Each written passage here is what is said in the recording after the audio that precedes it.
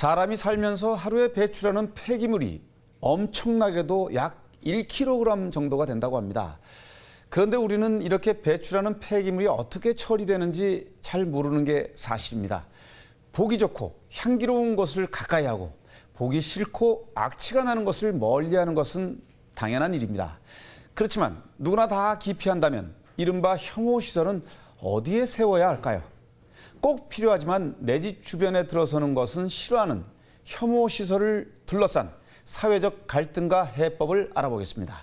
YTN 사이언스 윤영애 기자 나와 있습니다. 안녕하세요. 안녕하세요. 자, 혐오시설 혹은 또 이제 기피시설이라고 불리는 게 이제 여러 가지가 있을 것 같은데요. 이 혐오시설도 구분이 돼 있다고요?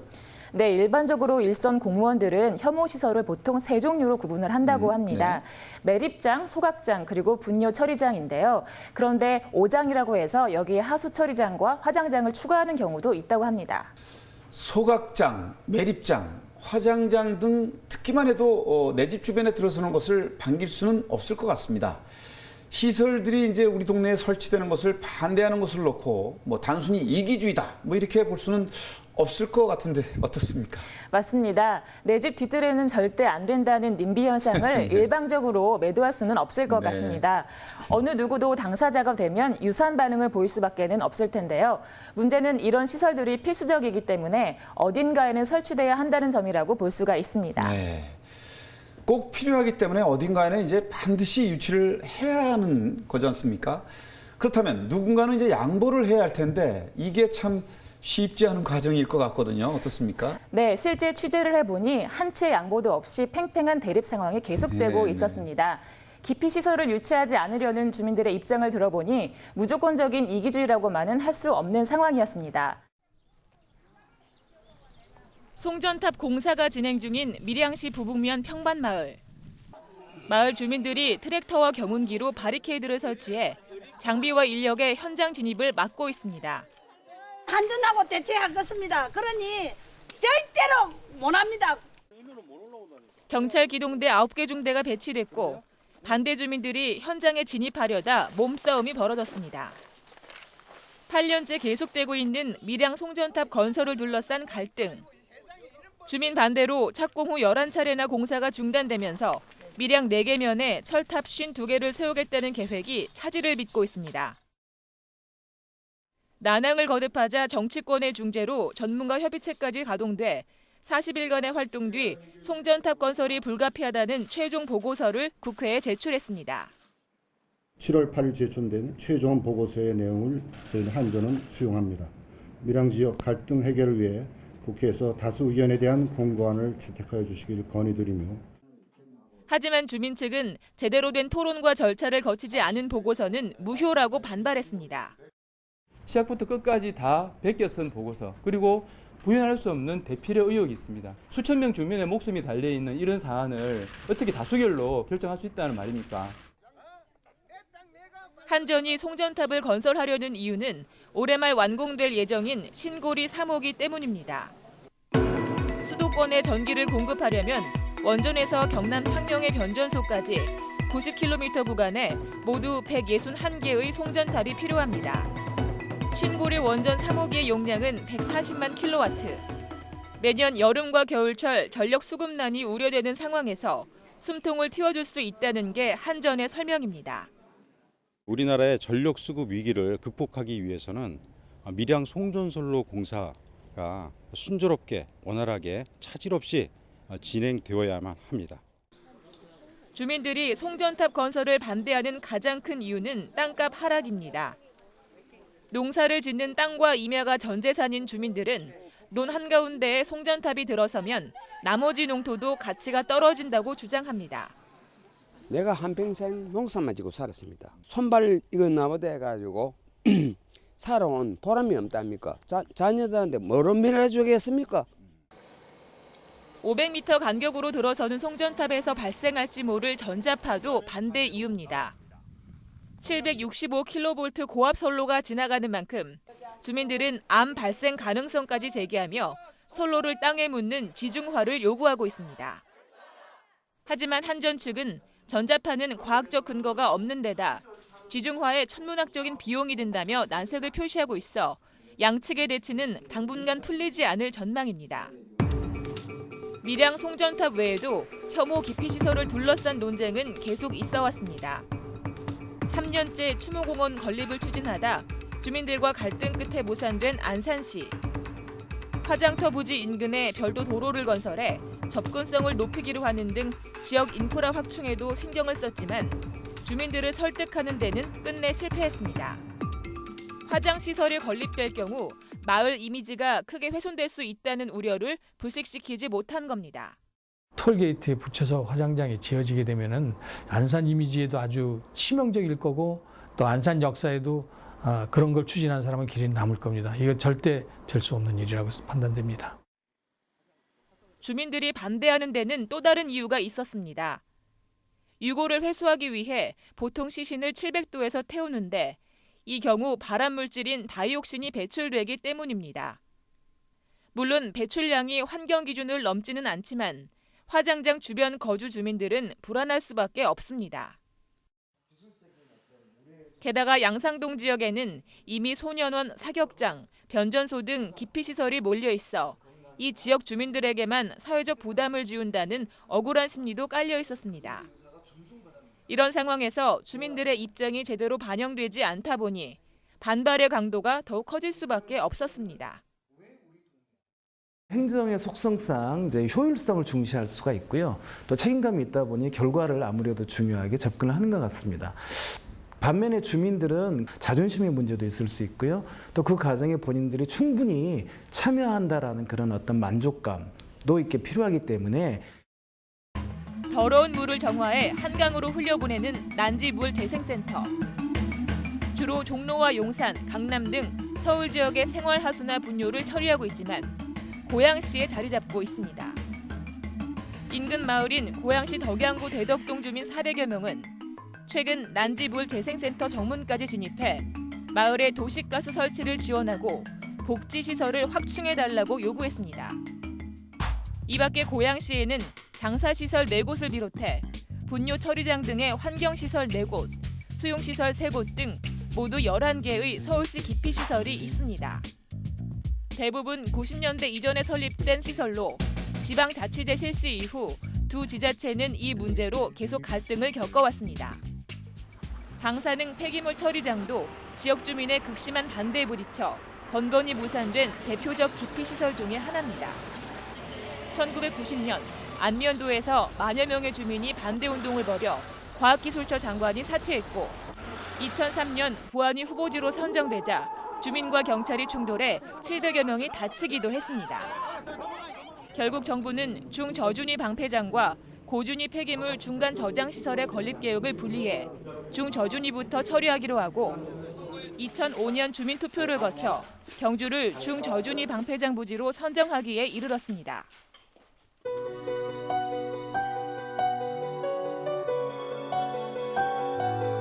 급속하게 진행되는 도시화로 인해 어딘가에는 혐오 기피 시설을 꼭 세워야 합니다. 하지만 내가 사는 곳에는 안 돼라는 님비 현상, 그리고 지자체의 밀어붙이기식 행정으로 인한 분쟁은 갈수록 심각해지고 있습니다. 찬반 양측의 입장이 첨예하게 엇갈리며 평행선을 달리는 기피 시설의 건립. 아직도 넘어야 할 산이 많아 보입니다. 네. 단순히 혐오 시설이라서 뭐 그런 것도 물론 있지만 화장장 유치를 반대하는 데는 여러 가지 이제 이유가 있군요. 심리적 거리낌뿐만 아니라 환경 오염은 물론 그 이면의 상황들이 정말 의외로 참 복잡하네요. 네, 현장에서 찬반 양측의 입장 차이가 크다는 것을 직접 느낄 수가 있었는데요. 네. 사업을 추진하는 시 측에서는 편의시설 유치, 도로 건설 등 인센티브를 강조한 반면 반대 주민들은 결과보단 유치되기까지의 과정을 더 중요시 여긴다는 점을 느낄 수가 있었습니다. 네. 주민들 입장에서 이제 돈으로 문제를 해결하려 든다는 느낌이 들 수도 그렇게 느낄 수도 있다는 말씀이세요? 네, 그렇습니다. 이 무조건 당근책을 제공하기보다는 네. 의사 결정 과정이 상향식으로 이루어지길 바라는 현장의 목소리가 있었습니다. 이런 것들이 전제가 된 다음에 인센티브가 주어져야 한다는 겁니다. 네. 뭐 우리 주위의 모든 그 상황들이 이제 그 사회 현안들이 그렇겠지만 단편적으로 볼 수만은 없겠군요. 반대를 하는 이유 좀 복합적이라고 볼 수가 있는데요. 그렇다면 이러한 문제를 해결한 사례가 좀 있지 않을까? 뭐 좀 궁금한데 어떻습니까? 네, 기피 시설을 유치하기까지 시가 적극적으로 주민들을 설득하는 과정을 먼저 거친 곳이 있었습니다. 이후 구체적으로 인센티브를 제공해 기피 시설에 대한 이미지를 바꾸고 쓰레기 소각장을 설립할 수가 있었는데요. 바로 화성 그린 환경센터입니다. 그 현장을 다녀왔습니다. 화성시 봉담읍의 그린 환경센터. 외관은 공연장 건물 같지만 실제로는 쓰레기 소각장입니다. 쓰레기 소각장을 주민 편익시설인 수영장, 헬스클럽은 물론 교육센터와 묶어 기피시설이라는 이미지에서 탈피했습니다. 외형적인 측면뿐만 아니라 기술적으로도 다육신 배출을 낮춰 내실을 갖췄습니다. 기존의 쓰레기 소각장에서 사용하던 방식과 달리 폐기물을 열분해한 가스를 고온에서 재처리하는 방식입니다. 다이옥신을 기존 방식에 비해 의미 있는 수준으로 줄이는 데 성공했습니다. 지역 주민이 제일 염려하는 부분이 다이옥신에 대한 염려 부분이 제일 높았잖아요. 그래서 저희가 기본적으로 이제 그 다이옥신이라는 물질이 700도에서 분해하기 시작하는데 일반 습도가 방식에서는 운전 조건이 850도인데 1200도까지 올려서 오염 물질을 최소화하는 다이옥신에 대한 저감 방안을 이용한 설비를 지금 저희가 가동하고 있죠. 다이옥신을 최소화하는 방법은 또 있습니다. 이곳에서는 모든 쓰레기를 전량 파쇄해 입자 크기를 작게 한 뒤 모래와 섞기 때문에 발생하는 가스에서 다이옥신을 크게 줄일 수 있습니다. 종량제 봉투 형태로 들어오는 쓰레기의 경우 대형 폐기물만 파쇄하는 기존 소각 방식과 다른 부분입니다. 소각로에서 쓰레기를 태운 후 발생한 열은 재활용합니다. 증기 터빈을 돌려 전력을 생산하고 이 중 일부는 한전에 팔고 일부는 온수로 만들어 인근 택지지구에 무료로 보내줍니다. 쓰레기 소각장 옆에 있는 에코센터는 교육을 맡습니다. 주민들이 환경오염을 자발적으로 줄이도록 하기 위한 인식 개선에도 힘쓰고 있습니다. 사후 발생한 쓰레기를 처리하는 것도 중요하지만 애초에 쓰레기 자체를 적게 배출하는 것도 필요하기 때문입니다. 소각장에 들어오는 쓰레기의 성상이 좋을 수 있도록 즉 철이라든가 도자기류 같은 타지 않는 쓰레기가 반입되지 않도록 재사용, 재활용 환경 교육을 분리배출 교육을 중심으로 하고 있고요. 그것은 곧 인근 지역 주민들의 건강에 기여하는 역할을 하는 곳입니다. 이러한 화성시의 노력 덕에 최근 모집한 화장장 유치에 무려 6개 마을이 신청을 했습니다. 마을 주민들이 직접 나서서 적극적으로 프레젠테이션을 하고 시에 관련 자료도 제출했습니다. 예전에 매장을 선호하던 데는 나하고 전혀 상관없는 곳이고 불필요한 곳이고 혐오시설이고 그랬었는데 지금은 이제 내가 앞으로 가야 될 곳이고 꼭 필요한 시설이라는 이제 인식이 점차적으로 변화가 돼가고 있다고 생각이 됩니다. 시에서는 사업비를 제외하고 300억 원 규모의 구체적인 인센티브도 제시했습니다. 해당 마을에는 50억 원의 마을 발전 기금이, 해당 읍면동에는 150억 원이, 유치 인근 지역에는 100억 원의 주민 사업비가 지원됩니다. 유치마을에 대해서는 장례식장 운영권, 그 다음에 매점, 식당 운영권이 이제 우선으로 마을에 배정이 되기 때문에 아마도 장기적으로 안정적인 수입원이 될 거라고 생각이 됩니다. 주민들은 지역 발전을 위해 발벗고 나서겠다는 입장입니다. 옛날에는 굴뚝에서 연기가 난다, 뭐 피해가 오면 농작물이 망가진다 했었는데 요새는 현대시설이라 그런 것들이 없다고 해서 또 마을 주민들도 찬성을 다 해주시고. 여기가 이제 개발이 안 됐으니까 다 그린벨트 지역이라 지금 나이 드신 분들만 계세요. 그래갖고 뭐 일자리든지 뭐 동네 뭐 수입 그런 것도 있고 그래서 한번 추진을 했어요. 주민들의 인식이 바뀐 데는 기피시설의 이미지를 벗은 시설들이 한 몫을 했습니다. 화성시에 건립된 공연장을 연상시키는 쓰레기 소각장 그린환경센터. 세종시에 설립된 공원처럼 꾸며진 화장장이 대표적인 예입니다. 시범적으로 세종시에 있는 화장장을 견학을 갔다 왔어요. 마을 주민들하고. 근데 거기 갔다 와 보니까는 이건 혐오 시설이 아니고 뭐 일종의 공원이라고 할까? 그런 면에서 많이들 내 마음이 바뀌셔가지고. 화성시가 화장장을 유치하는 과정에서 선뜻 주민들의 동의를 얻을 수 있던 배경에는 인근 자치단체들의 협력도 있었습니다. 7개 시군이 공동 이용을 목적으로 건립에 드는 비용을 나누어서 부담합니다. 다만 화장장이 들어서는 화성시의 경우 다른 시군 주민들보다 저렴하게 시설을 이용할 수 있도록 가격에 차등을 줘 화성 시민들이 혜택을 더 누릴 수 있도록 했습니다. 사회적으로 누리는 그 편익과 해당 지역 주민들이 감수해야 되는 어떤 비용이나 피해, 그것의 불일치를 우리 사회가 어떻게 합리적으로 해소할 것인가로 접근을 해야만 이런 어떤 그 기피 시설을 둘러싼 갈등은 합리적으로 해결될 수 있다고 생각합니다.